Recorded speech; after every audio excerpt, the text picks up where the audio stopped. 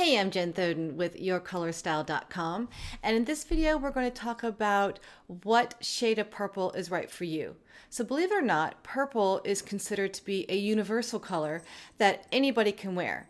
But there's still a lot of little nuances between what is maybe something that's too cool of a purple for you, or maybe too warm, and then if it's too bright or too soft and that kind of a thing. So I'm going to switch to my screen and I'm going to walk you through how you can determine what your best shade of purple is. All right, so let's take a look. In the Your Color Style system, there are two color wheels, and you would choose one of these color wheels to select your colors that look best on you. So you're either going to be able to wear colors from the bright color wheel or from the soft color wheel. So I'm not going to get into too much detail about the system. I just want you to understand that there are two types of colors. There are what I call the bright colors, and these are the colors that have no gray added to them. So this center ring is the purest of that hue of those colors. There's no gray added to them, and there's no white or black added to it. Then black is added to darken the color and white to lighten the color, okay? And in the soft color wheel, the color starts with gray added, so it's muted, it's softened, and then black to darken and white to lighten. And I'm showing these to you because in the next slide, you're going to see both bright and soft versions of purple. Okay, so looking at these color wheels, I want to also show you the placement of purple, which is number 15 here on the color wheel. Notice there's a star next to it, and I put that there because purple is a universal color. It's a color that is an equal mix of blue and red, and it happens to be a color that looks great on everyone. Now, it could be that you look best in a softer purple versus a brighter purple, but either way, purple is the hue that is, I guess, in a way neutral to the fact that anybody can wear that color, okay? And then as you can see, the colors change whether or not you are adding blue or adding red. So this is where it is on the color wheel.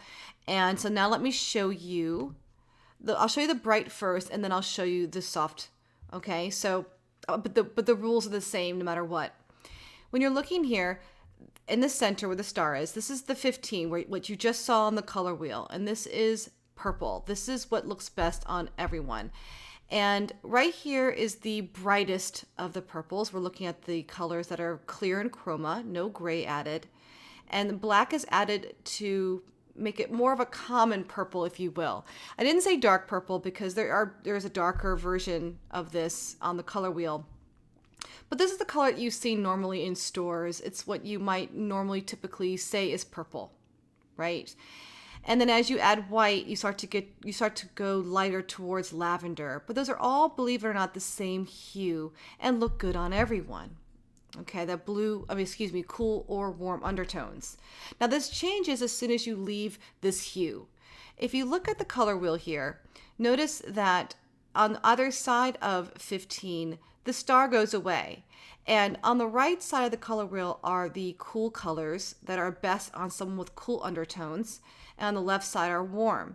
So notice that we are on the cool side of the color wheel, and the colors that surround 15 are not universal, meaning that at this point, once we leave the safety net of 15, of this hue, the colors are more appropriate and better looking on someone that has cool undertones. If you have warm undertones, the rest of these colors are not going to look best on you, okay? So looking at this again, when we add blue to the purple, okay, because again, purple is an even mix of red and blue. As soon as we add more blue or more red, we tip over to the left or to the right. So if we add blue to purple, as you can see, we start to really kind of cool down that color, and we march ourselves over to true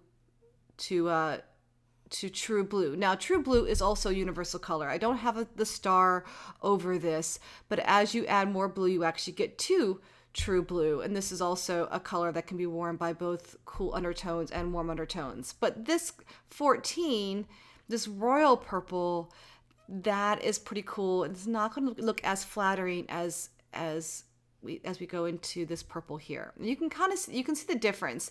I know the screens vary from what you're looking at, but I'm trying to show the relationship so you can kind of see how these all relate to each other. You can make the best decisions for yourself.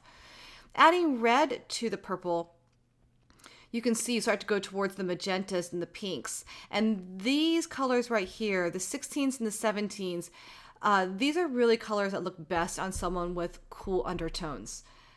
You start to go to the pinks, and maybe warm undertones can reach over here and wear these cool pinks and hot pinks, but it's really more of a personal taste. It's really not as flattering. It's not as best, I should say, because if you can see here, 0, which is also is where we start to go into the warm undertones, and this color is much more flattering on someone with warm undertones than 17 would be on someone with warm undertones. And 0, although I haven't marked it yet as a universal color, is, I believe, a color that still looks good on someone with cool undertones. So if you have cool undertones, you're in luck. This entire sheet looks great on you. With the warm undertones, you got to be careful. You can wear 15, which is in the center, 13, and then over here at 0. When you look at the soft colors, and again, these are the colors that have gray added to them, so they're much softer, and you can see the difference here. And these colors are going to be good for you if you wear colors from the soft color wheel. You have softness about you. These are much more appropriate for you. The same rules apply as I just explained, though. To the left, we're adding blue and really cooling down the color, and to the right, we're adding red, and we are warming it up. It takes a little bit more to get to the warmth of this color, and really we're starting to approach the true red at this point. So 13, 15, and 0 are your universal colors.